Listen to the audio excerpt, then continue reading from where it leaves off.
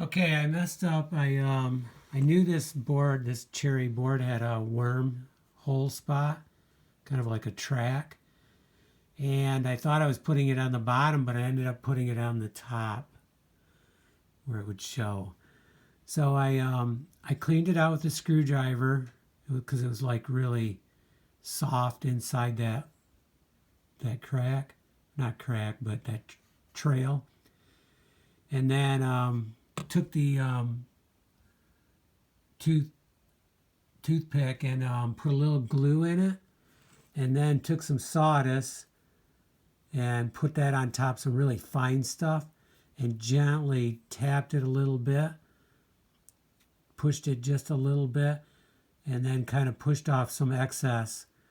So I'm going to let that set now, and then we may have to do it one more time before we get it filled. And then after that, I should be able to maybe scrape and then sand it to make it look pretty good. It's not going to disappear, but it'll look fairly good. And we got a lot of stuff going on here, so it may not be that noticeable. But I could take the board off, but I already got it plugged. I like the cherry there, so I'm just going to repair the blemish, and I think we'll be good with it.